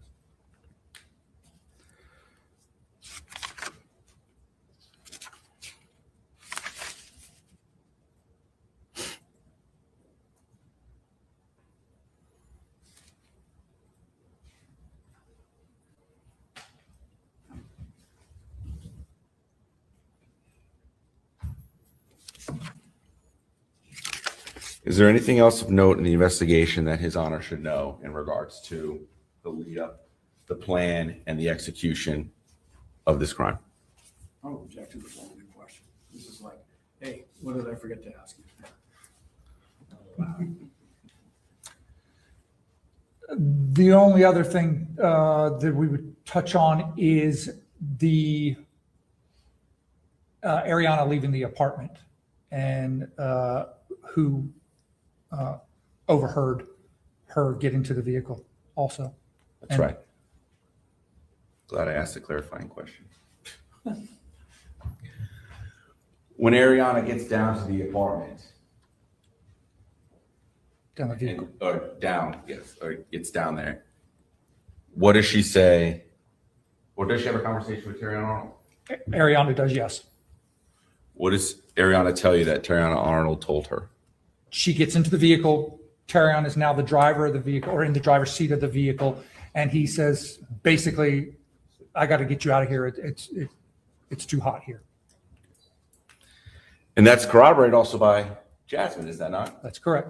Explain to His Honor how that is corroborated by Jasmine, that statement. Jasmine is not at the scene. She's getting her hair done, but she is on the second FaceTime Live, and that FaceTime Live is still open when Ariana gets into the vehicle and she overhears somebody that she knows as Terrion's voice, overhears Terrion say basically the same thing, that, hey, you're coming with me. I got to get you out of here. Okay. Which is additionally corroborated by Jackson Ridgeway, who's also in the vehicle. I pass the witness. Morning, sir. Good morning. We've never met. Nope. It's my pleasure, sir. I have a few questions, okay? Sure. First off, have I got this right that this was a situation where there were two robberies? Remember Fredo saying when he got back, there was the initial robbery where things went missing, and then there was a second robbery where things... Burglary. Yeah, I'm sorry. I apologize. Yes. Yeah, I there- use the word robbery in, just layman's terms. Right. That threw me off. There were two burglaries that occurred from the Airbnb. That is correct. And so we're aware the Airbnb had a alarm and had a code, correct? That is correct. And there was no evidence of any forced entry or anything else, correct? Quite the opposite. There was evidence of forced entry. No, there was not forced entry. I'll let you go ahead. So someone would have had to have the code to get into the place and That's take things, That's correct? correct. And there were a limited number of people who had the code, correct? That is incorrect. Well, the code wasn't given to everybody. It was given to a limited number of guests, including the alleged victims in this case, correct? It was apparently given to a great number of people, to the point that in a 24-hour period, when they downloaded that code system, Yeah. there were over 100 entries in 24 hours. But we don't know if those were the same people coming in and out. That's correct. So you're not telling the judge there were 100 different people. You're just saying there were 100 entries, meaning multiple people, or maybe one or two people coming in and out regularly, correct? Possible, yeah. All right. Now, the people who had the code were, for sure we know Dan had the code, correct? The haircut guy? I don't know if Dan had it. I don't know if I ever asked him that. I know that Jan had it. Okay, Yanni had it for sure. Yes, sir. And one would assume since Yanni and Danny were close friends, Danny would have it, correct? We could assume that. And then what prompts this, in terms of my understanding, is there's some suggestion that Mr. Arnold's phone is in Miami, correct? Correct. And we know that Yanni's an over-the-road truck driver, correct? Not quite accurate. He is not an over-road truck driver. He owns a SUV And he is a driver. He gets hired to drive people around. We knew he was in Miami. There was some suggestion he had gone to Miami during this time frame. That's correct. Okay. So in response to that, Mr. Arnold says, I think, and those were the words, I think I know who did this, correct? Words of that sort, yes. And that's because the only item that was taken from Mr. Arnold was his phone, correct? No, You were that's told not- that, you weren't told that by the witnesses? that the only item was taken was his phone? From Mr. Arnold? No. Okay. So we do know his phone was taken, correct? Yes. And we do know his phone winds up in Miami, correct? Correct. And we do know that Yanni was in Miami in this time frame, correct? Correct. And we do know that as a result of that, Mr. Arnold says, I think I know who did this, correct? Correct. I got that all right. That's correct. And we spent a bunch of time on luring. You know, you use that word multiple times, right? Yes. But I want to get this in perspective. There had not been a falling out prior to February 2nd between Danny, Yanni, and this group, had there? No. They were still friendly, correct? Yes.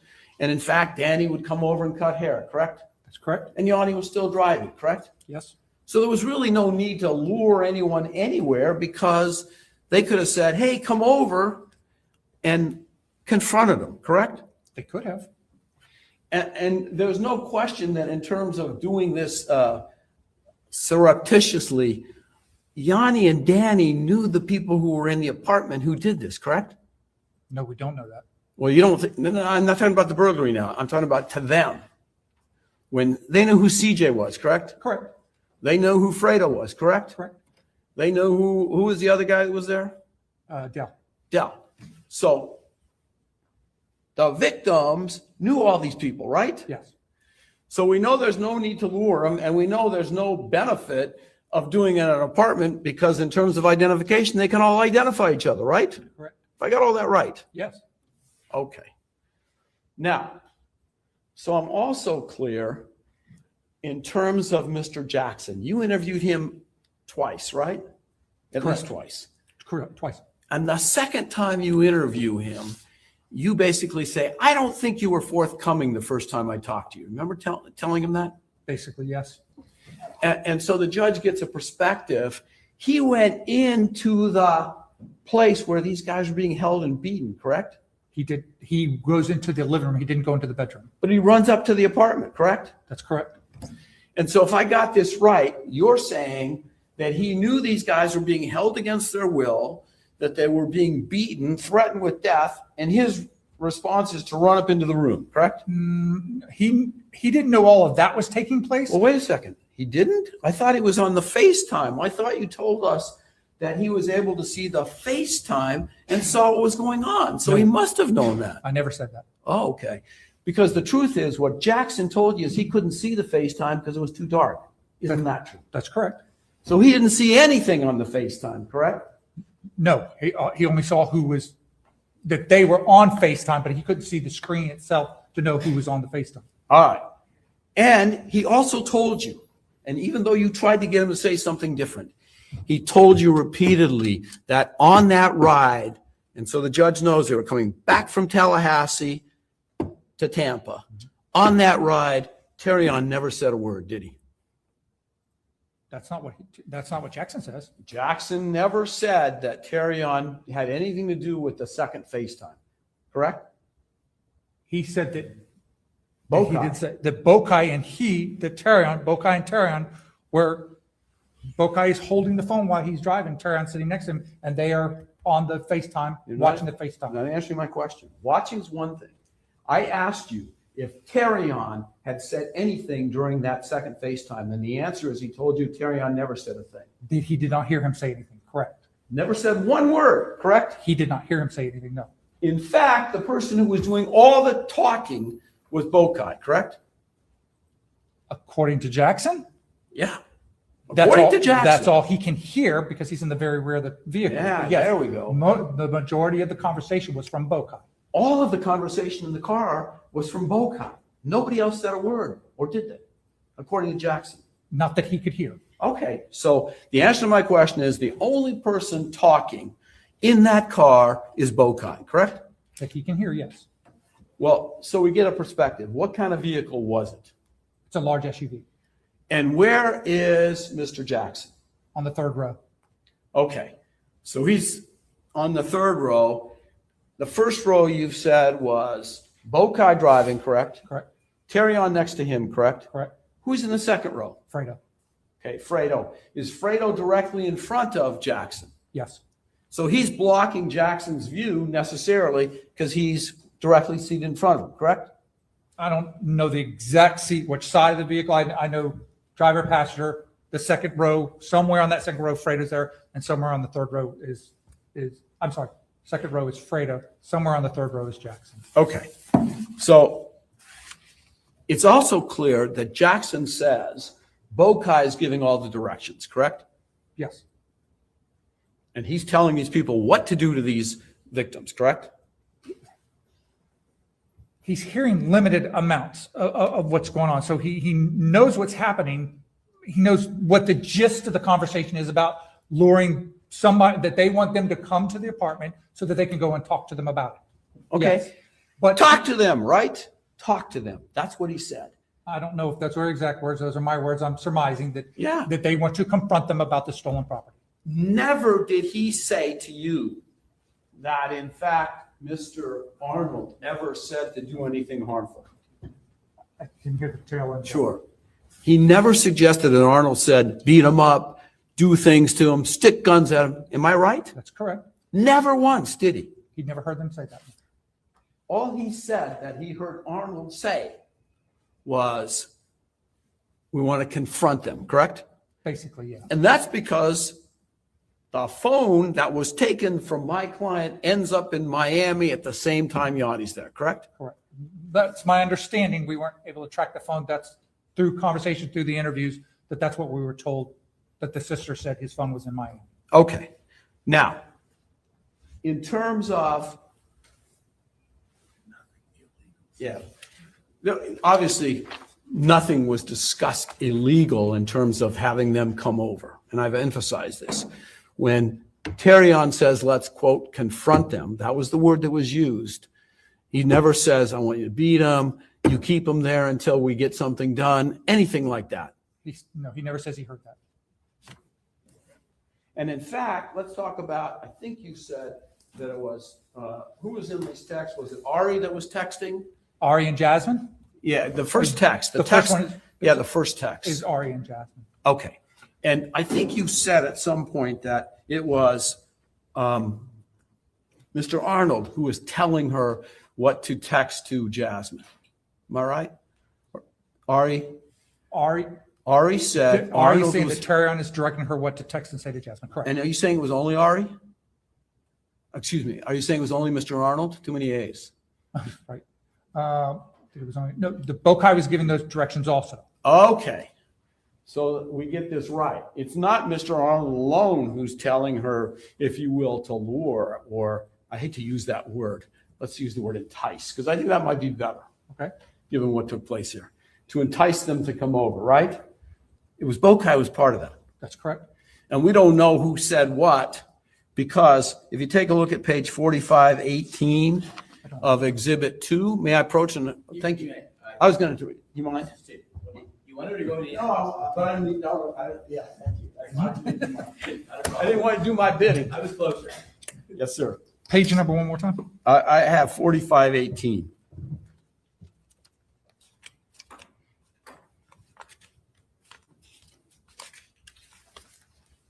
Okay. You see where it says in the middle of it, I don't know, see the middle text? They did. Yeah, they did. Meaning she's saying they are the ones who are telling me what to do, correct? Let me And jump then, back what- a little bit. here, to I'll get the help you context out. of what we're doing. Go back to 4519. That is 40. Oh, 19? Yeah. That's afterwards. Yes, take a look Okay. at 4519.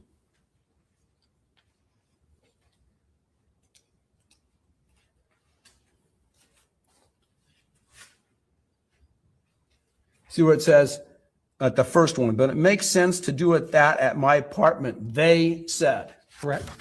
All right, my point being, we have no idea what Bokai was saying and what Mr. Arnold was saying, correct? In terms of the direction giving for the enticement. It's not, we're not able to say who said what. Because she says they, we don't know, right? You follow me? No. Okay. There's no way to set, I'll try to lead you down the pathway to heaven. What I'm trying to suggest to you is there's no way to separate out what direction Bokai was giving to Ari versus what direction Mr. Arnold was giving. Correct. We don't know who was participating more, Mr. Arnold or Bokai, correct? In the text messages, Yes. the group text messages, no. And it's fair to say that you believed in terms of what I'm going to call the beating phase, okay? And so we're right. This was a severe beating, Yes. went on for an hour. Yeah, nearly. And when did they go to the hospital? After the whole thing happened, after reporting it to the police. Did they go to the hospital? I believe they went to a clinic or went to their doctor or something, yes. You're not sure, are you? Not 100% sure exactly. So as you testify today, you can't tell this court that in fact they had any medical intervention at all, can you? Well, I know that because of the concussion that Jan suffered, that he was going to a specialist for that for some time and getting treatment for that. So if you're saying medical, I mean, you about can consider Danny? that. How about Danny? I don't believe that Danny went to the doctor. And then this guy, is it Soljay? Is that how you say it? Solja. Soljai. Solja. Solja. Am I right that Solja was told he could leave? He was told he was leave. I don't recall. Initially, they said, you have nothing to do with this, you can leave. I don't believe so. You sure? I'm fairly sure. Okay, let me take a look, because I think we get limited discovery. But I think that in one of the reports that I have, that there's a suggestion that when he was interviewed, he said that, let's see if I can refresh your recollection, that he was told he was free to leave, but he said, I didn't want to leave. Remember anything like that? I don't recall that, no. Okay. Let me see if I can find it.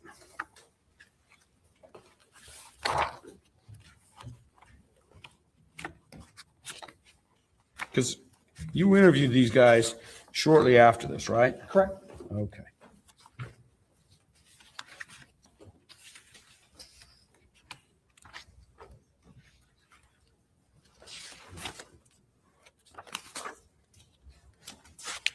You have page 48. of this report. That's where it's at.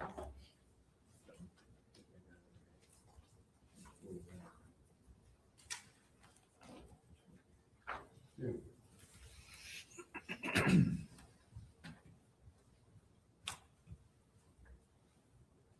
How come I can't find it? It's always frustrating when you're in these hearings and can't find stuff because you want to appear organized, thinking you know what you're doing. It's all right, I'm not holding it against you. Yeah, but I'm holding against myself. So now I'm committed to finding this. Here we go. Just want to put myself at ease.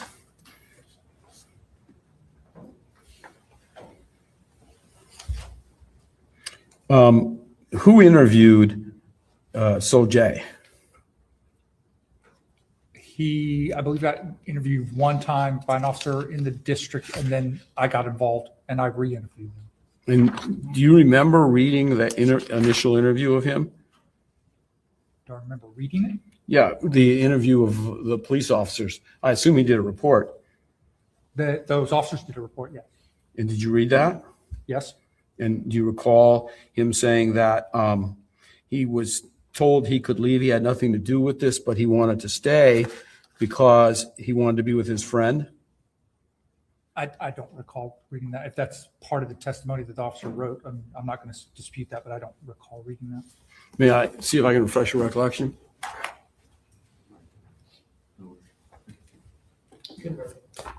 Okay. It's at page 48 of 383 pages. Well, I didn't get 300 pages. I only got like 50. Wasn't fair. But I see if that refreshes your recollection. You see what I actually marked? Yeah, I see that. I was just making sure who's. Make sure I didn't. No. I come up believe, with a fake- I believe this fake is a, report? no, I believe this is a copy. I'm looking to see who wrote it. Okay. Since I struggled to find it, I want to get it out there. No, I understand.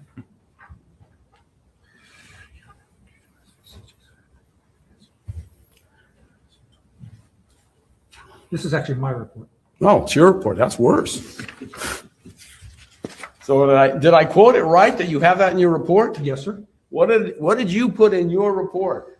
You want to start at the top of the paragraph? Or No, just where I underlined it and started because I thought it was important to me. Dell and CJ told him he could leave, but he was not going to leave his friends in that situation. Okay, so he was told he could leave. Am I That's what he right? stated. And he chose not to. Right? Correct? Okay. And I also heard something. Did I hear you say that while all this is going on, Ariana's got 4 people downstairs who are waiting for her? Correct. So let me get this right. She's filming a beating, correct? This is right before, but yes, she is coming. And while she's filming the beating, she's telling her friends, hey, wait for me. I'm not ready to leave. I'm confused about No, this. because the beating hasn't happened yet. This is the planning stage. So there's Right. planning and then they get to the apartment and the beating happens. This is beforehand. They want to go. They go there to pick her up to take her to get something to eat. And do they leave? Or do they just do wait for her? eventually leave, yes, but they stay for about an hour. So they wait for her for an hour while this is going on, right? And she says, hold off, hold off. Have I got that right? Correct. Okay. But they didn't, to their testimony, they did not know what was happening upstairs. They just knew. No, that I understand. she had friends. I just found it, I'm assuming you found it a little strange that all this is going on and she's got 4 people waiting downstairs and she's saying, hold on, wait for me. Didn't you ask her why she would do that? Yeah, well, the plan was she works with a lot of them. Their plan was to go get something to eat, and then this planning stage happened, and they're like, you basically, you're part of this. You need to do the text messages to Jasmine. So she can't, she keeps trying to leave, but they won't let her leave. So she keeps going downstairs and telling them, hey, just a little bit longer, just a little bit longer, just a little bit longer. And finally she says, here's the money, go get something. When you say they won't let her leave, they let her leave to go downstairs to tell these people. She wasn't held hostage. No, she's not held hostage. They won't let her leave the area. She could have left any time. She just, Absolutely could have left. okay. And so we're also clear, were they going to get paid? That was their understanding, yes. And they never said Mr. Arnold was going to pay him, did they? Yes, they did. Really? And so did anyone ever confirm that? Is there any text messages that say Arnold's going to pay us? He did, but they didn't associate, the payment was not, and I want to make it clear, the payment was not associated with what was happening. Ariana was supposed to go to work the day before or whatever, and Terrion was basically like, no, don't go to work, I'll pay you for the day. So he paid her for that day. But then when the whole thing was happening, there was a discussion about, you may get some money, and that's what she relays to Ariana, hey, we're going to get paid for this. Right, but so we're clear, and I don't want this judge to get confused. Right. Arnold didn't pay her for the actions. He had paid her to stay with him the day before. To their testimony, they said, no, they did not get paid for the actions. Okay. Now, you interviewed Jasmine, correct? Correct. And so we're clear, and let's put it in perspective for the judge. She was 19 at the time, correct? Correct. And am I also right that the interview starts, and I'm talking about when there's a sworn statement. Remember that? Took a sworn statement from her along with the government's lawyer? Correct. And that took place at the jail? No, sir, that took place at our district office. Okay. Am I right that she was told at the beginning of the interview, hey, we've done this, what do they call it, schedule or sheet that says you're looking at 26 and a half guidelines? Okay, just like feds. That you looked at these guidelines and you told her, or I should say Mr. Diaz started this interview by saying, hey, you're looking at 26 and a half years to life. Remember that? We're talking about Jasmine, not Ariana, correct? Yeah, so you did it with both of them. Correct. So let's start with Jasmine. So I just want to make sure what we're talking about. Are we talking about proffer with Jasmine? Yes, ma'am. Okay. Yes, sir. Okay. We're talking about the proffer. So yes, there was a guideline sheet that the state attorney's office uses, and there, it shows what she scores. We start this interview with this 19-year-old young lady, and we say, hey, look, just so you know, you're looking at 26 and a half years minimum up to the rest of your life in jail. That's correct. But you can help yourself. Correct. You can help yourself by becoming a witness, right? Sure. If she chooses. No promises are going to be made to you. But remember, 26 and a half years. Right? Correct. Okay. During that interview, and this is what, the third time you've spoken with her? Once at the scene, once at the district, and then the proffer, yes. And I apologize, I misspoke because I thought we were talking about a different one. This did not happen at my district office. This happened at the jail. I thought so, but I didn't want. I was confused on which interview. That's we were talking okay. about. I thought it was interesting that you would bring her out, but what do I know? So I want to be clear. There are 3 times, and the first time, so the judge is aware, you believe she lied through her teeth. No, which is why she wasn't arrested that first. The first time I talked to her was at the apartment complex when I'm talking to Ariana at the search warrant. And so Jasmine told you the truth at the apartment complex? She didn't give all the information. We had to discover that. Yeah, well, she basically said, I don't know what you're talking about. Basically, she tried to say that she wasn't there. She wasn't there. I mean, But she that's wasn't. when you say all the, no.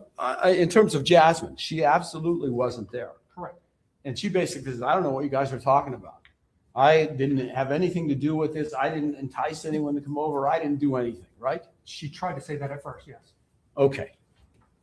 Now, at the third meeting, which is at the jail, Correct. after she's warned that she's looking at 26 and a half years to life. And when did that take place? Do you remember the date? March, I don't know the date off the top of my head, sorry. Let me see if I can help you with that. I think it was around March 20th of 2026. Does that sound right?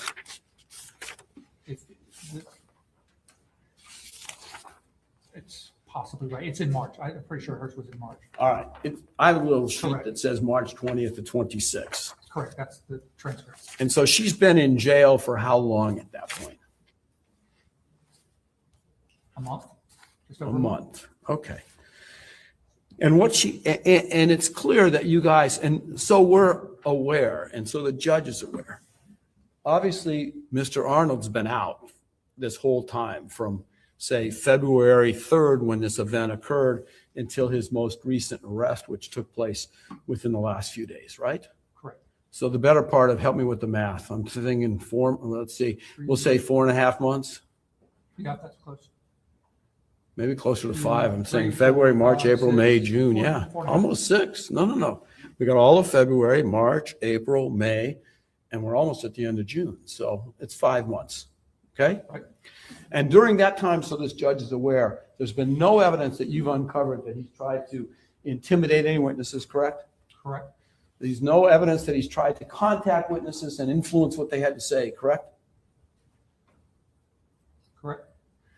There has been no attempt by him to flee that you're aware of, correct? Correct. In fact, you were aware that when we were contacted and told that there was a warrant out for his arrest, we arranged for his surrender, I think within 24 hours, Pretty close. Yeah, right? correct. So in terms of a flight risk, you don't think he's any type of flight risk, correct? You have no evidence to suggest that based on the fact he stuck around for 4 months and was told that he was going to, and I want to say 5, give me that license, and was told, hey, there's a warrant out for your arrest. He immediately turned himself in, right? That's 2 different questions. All right, let's do the second one. If I got everything right, that in fact that he knew about this, he knew there was an investigation, correct? Oh, yes. And he stuck around for 5 months, correct? Correct. And turned himself in within 24 hours of being told, hey, there's a warrant out for your arrest. That's correct also. Okay. Now, we have no evidence But that you he asked me whether or not. I didn't, I'll ask the questions. You don't get to ask me. Well, you did ask the question. I withdrew it because I don't like your answer. It's self-serving, that's all. In terms of intimidation, attempt to influence, interfere with the judicial process, you would agree you have nothing to suggest that took place during those 4 months, 5 months, correct? Correct. Okay. Now, we're going to go back to the proffer, all right? So during the proffer, she, and this is Jasmine, so we're on the same page, okay? Jasmine said it was Bowtie Hilton who was giving the directions, correct? Okay. Yes. It wasn't my client, Mr. Arnold. She never says that, does she? Does Jasmine say that he was not giving direction? Yeah, she says it was Bowtie that was giving all the directions. Predominantly, yes. And so we're clear, you did a couple search warrant affidavits, did you not? Yes. And in those affidavits, you swore that you were telling the truth, which you were, correct? Correct. And in those affidavits, both of them, I think you did one for the apartment, correct? Yes. And then did you do one for phone records too? Yes. And am I right, during those sworn affidavits, you say that it was defendant Hilton joined the live stream to watch and direct actions against the victims? Those are your words under oath, correct? Is this for the cell phone? Yes. That was written by another detective, but I approve that, yes. Yeah, that's what I meant. They wouldn't do it. You're the lead guy. Correct. This is your case. Nothing happens without your approval. That's correct. All right. So in there, somebody with your assent said defendant Hilton joined the live stream. And so the judge is aware this is the second live stream, correct? That's correct. To watch and direct against actions against the victims, right? Correct. And then it goes on to say, defendant Hilton gave directions to defendant Valley to turn the camera towards the actions occurring and to get closer so he could hear what was being said and that what victim, and told them to take the victim's property, right? Correct, that's what's said, yes. And nowhere in there, and you're welcome to review it, nowhere in there do you say, hey, Arnold was there listening too, do you? No. And you guys, That part, no. Arnold's the trophy in this case, and you guys were after Arnold from very early on in this investigation, weren't you? I was after anybody who was involved in it. Including Mr. Arnold. If he was involved, yes. Okay. And when you were interviewing Jasmine, you would agree, she says she doesn't remember him saying anything, i.e. Mr. Arnold. Correct. And the only thing she thought, and this is based on the messages we've gone over with the court, is that she thought that Mr. Arnold wanted to, quote, the word he used, confront these people about the theft. Correct? Yes.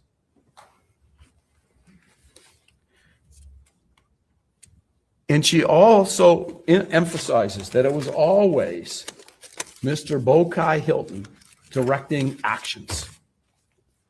Through his phone, yes. And I think you even asked her if she could see whether or not Arnold was there, and she said, I don't know. And she said, I think he was because Ari told me that. Remember that? Yes. So she didn't even know whether he was in the car when all this stuff's going on until she says Ari told her that, right? Correct. Okay. Now, in terms of Jasmine, she obviously changed her story, right? From the first time where she said, I don't know anything, until the sworn statement. Correct. But at no time does she ever tell you that Arnold told her to do anything illegal, improper, correct? Did you say anything illegal? Yeah. Does she ever say that? I'm sorry, I'm right now, aren't I? Basically, yes. Okay. You Basically. don't include. Yes. All right.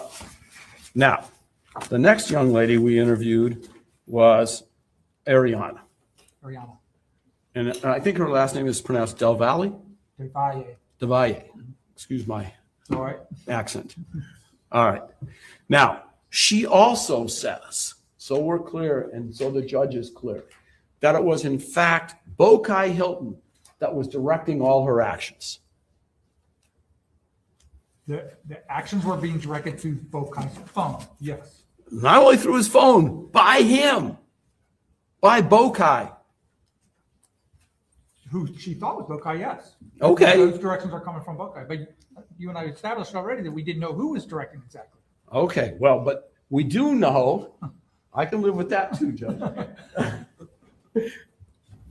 I'll take either one.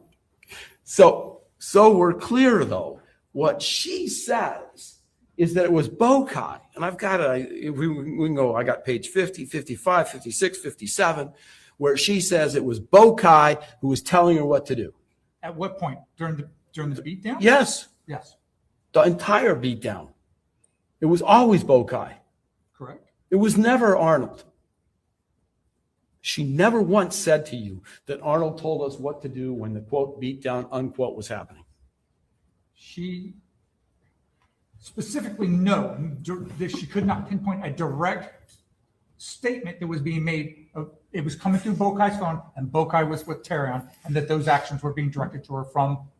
Bokai was talking. She never heard Terrion talk. Am I not right that during the video where she's FaceTiming the beating, correct? She says it was Bokai who was directing everything. Bokai was the one who was telling her what to do. Am I not through right? the live stream. That was through the texts.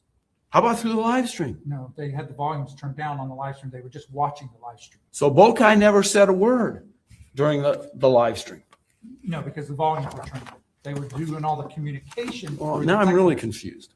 Because in your affidavit, you swear, and I say you, meaning your guy, to the following. Defendant Hilton joined the live stream to watch and direct actions against the victims. That's what you swore to. Correct. Well, how does he direct the actions if he's not telling them what to do? Through the group message. They're doing two things simultaneously. Okay, so he's not talking during the live stream. No, He's only directing it by texting. correct. Okay. And when you say that once, that's what you mean. And then when you say it the second time, you say defendant Hilton gave directions to defendant DeValley to turn the camera to get closer so he could hear what was being said and then say what should be done. Basically, that's what you're saying, right? Correct. It was always Hilton, not my guy. Correct? Correct. Thank you. Just for clarification. Yes. I want to make sure that I understand. That's the most important thing here. Appreciate that, but I don't know. All of the directions were in State's Exhibit 2, which is the text messages between Ariana, or from Ariana's phone. Not in Exhibit 1, which is the live stream. That's not the live stream. So there were. Go right ahead. Okay. So there are two groups of text messages. The first one is the text messages that are between Ariana and Jasmine. Then there is a group chat that's created by Bokai Hilton, and they all join in to that. Okay, I got it. While the live stream is going on. So we actually have three things that Okay. happen. I understand. Thank you. Did you know if there was other people who were watching through Instagram? No, it wasn't a live stream as in anybody could watch it. They had to join in. So it was just those people who were on it. So it's kind of like it's a FaceTime phone call kind of, so where only those Listen, people join in. you're 2 generations ahead of me. I get it, I think.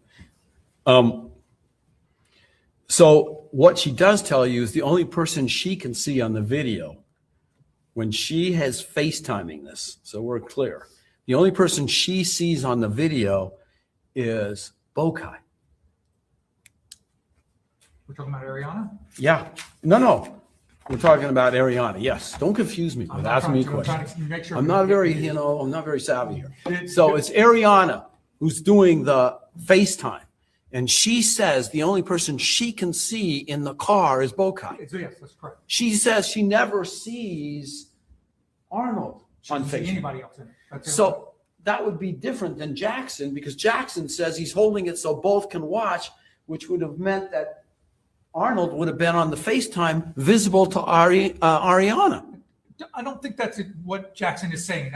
Basically, he's saying he's not holding the phone to himself like this. He's basically holding the phone up, which is corroborated by Ariana saying, most of the time I'm watching the ceiling of the vehicle while Bokai is driving, but Jackson is saying he's holding it in a manner so that the person sitting to his right, who is Terrion Arnold, is participating in that and watching what's going on while Bokai is driving and holding the phone like this. And then she says when she does see, the only person she ever sees is Bokai. That's correct. May I have a second, Judge? Sorry.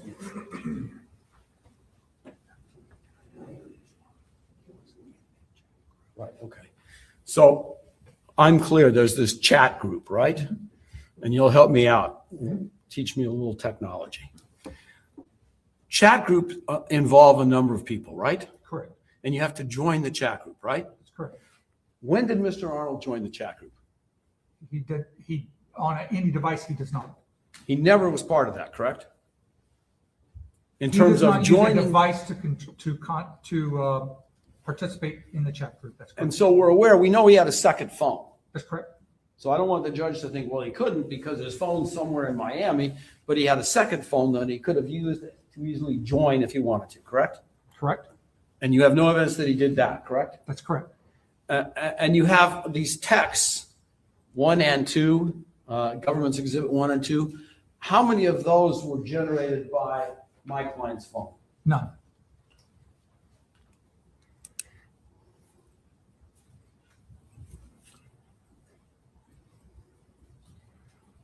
May I have just one more second, Judge?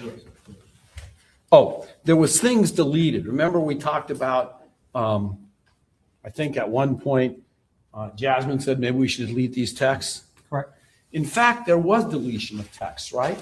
That's correct. But that was done by who? By CJ and Bokai. They're the ones who did that, correct? That's correct. And they did that with all the phones, right? With all the phones. They took the girls' phones and they did that. That's correct. It was, Or they directed them to one of the. right. Yes. They did that, correct? Correct. What do you mean they? Meaning either BOTAC or CJ deleted or directed that these girls delete their phone That is messages. correct. I think I'm almost done, Judd, if you'll give me a minute.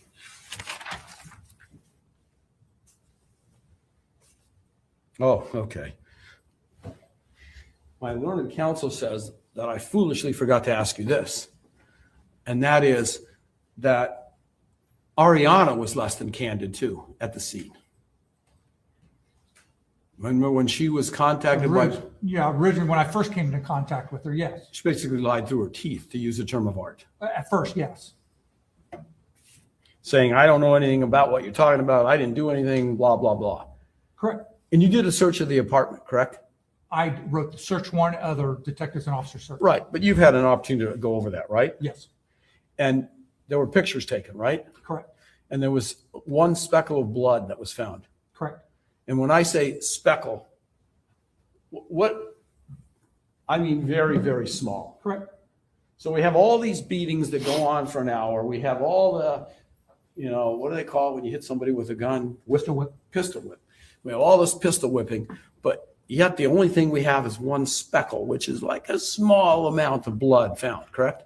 There were, none of the victims sustained any lacerations that would have bled like that. Most of them were So contusions. you're not answering my and- question. I know you want to cover, but I'm just asking the question. Was there any blood found other than a speckle? No, And your explanation for that is they got hit, they got beat, but they didn't bleed. They just got bruised. correct. Okay. And so we're aware, Jackson also had stuff taken, right? Yes, And he had his stuff taken in what we're going to call the first burglary, correct? second. Second. I thought it was the first. When he comes home and says, what's taken is my camera, my backpack. I believe that's the second, as I recall. The first one was Fredo stuff, and the second one was Terrion's and Jackson's stuff. I think that's Okay. the second burglary. All right. So they all had stuff taken, right? Correct. All right.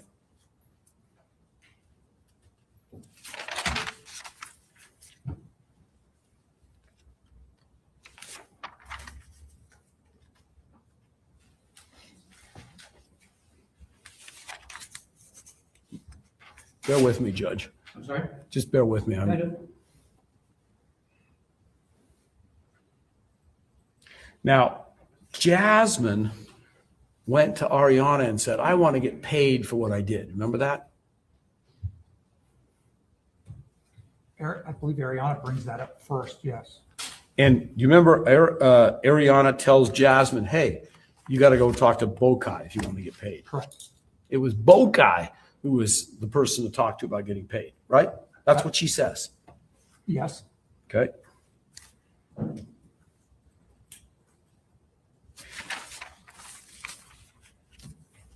Now afterwards, so we're clear, and I want to emphasize this, there's no suggestion that Arnold told Ariana what to say. No. Not to talk to the police, for instance. Didn't say, don't talk to the cops. Nope. Didn't say, if you're contacted, call me. Didn't say, I'll help you get a lawyer. Nothing like that. Nope.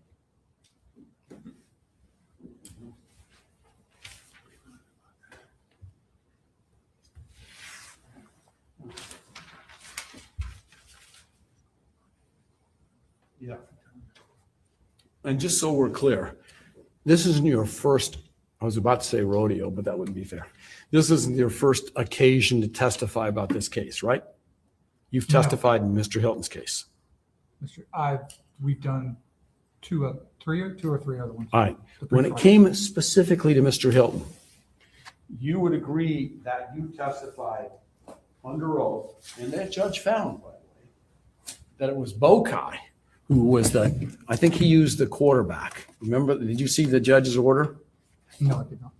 Okay, but you did testify that in fact it was Bokai who directed everything concerning the beatings. Yes, that's correct. Never saying Terrion had anything in terms of directing or telling people what to do once those two boys arrived, or three. Correct. I have nothing further, Judge. I do want to ask, well, we'll do that in my case. Thank you. And Thank just you. so I'm clear, that reference to an order, is that a reference to the prevention order? Yes, I have that for the court,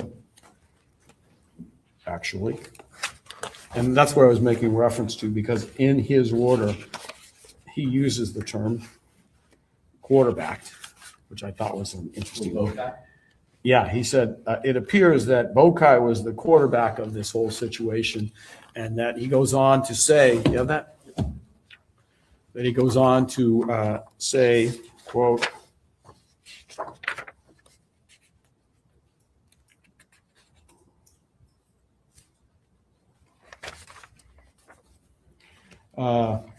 quote, this is at page 4 of 7, from the text messages introduced in evidence at the hearing, which are the same, so we're clear.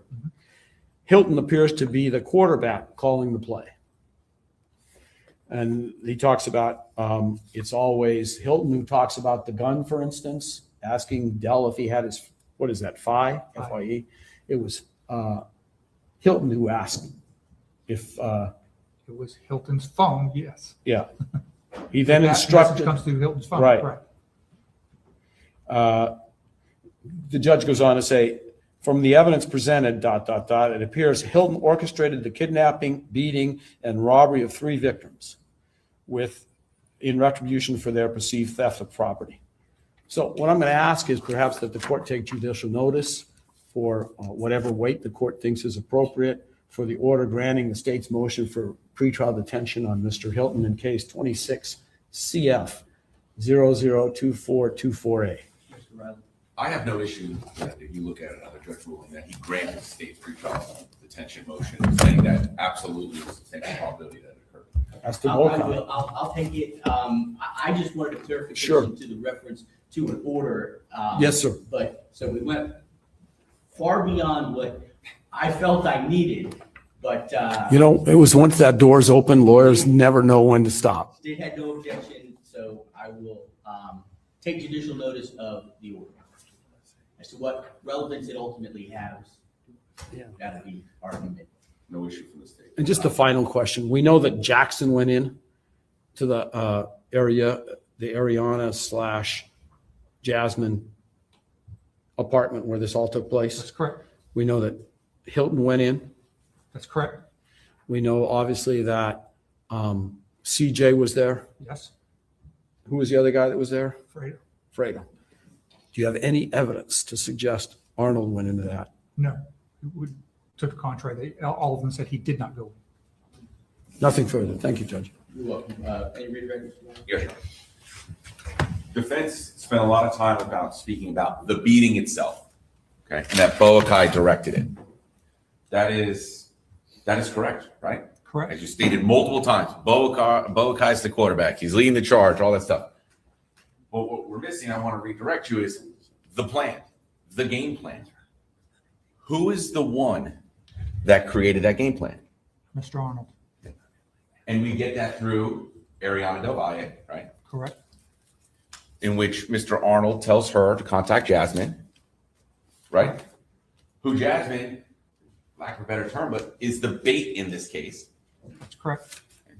to lure under false pretenses Danny to her apartment, right? Correct. It is Mr. Arnold who suggests, and only is the one that brings up, that Yanni or Danny was the one that may have stolen the items. Correct. Ms. Davalle also tells you that it is Mr. Arnold and Fredo who are discussing about we were going to bring them to a hotel as the first plan. Correct. Is this not leading, Judge? I'll sustain it to leading, rephrase. In redirecting your attention to and to recapping, okay, Ariana Del Valle says what was Mr. Arnold's and Fredo's first plan? What was their first idea? I'm going to object only because it's asked and answered. They went over this on direct in detail. I do cross. That shouldn't be an opportunity for them to re-litigate the same things that they put on in direct. There's nothing new here. I'll allow for clarification. I'm just rounding it off, Your Honor, in regards to what was brought up on cross-examination about the beating, to reorient back to the state's argument is that he's the planner. He's the one who put things in motion. We are not contesting that Boakai, as stated in that order, is the quarterback. So I'm on my 10th page of notes, so there's a lot of material here. I'll allow it. thank you, Your Honor. I have an extra pen. Not necessary. And Jasmine says to you that Terrion himself says to her on a FaceTime what to do and how to lure Danny to that apartment. Correct. Okay. And those two women said in an interview that Mr. Arnold knew what was going on. Correct. And lastly, in regards to the robbery, which items were taken from Yanni, Danny, and Soldier Anderson? They took all their phones, all their jewelry, their wallets,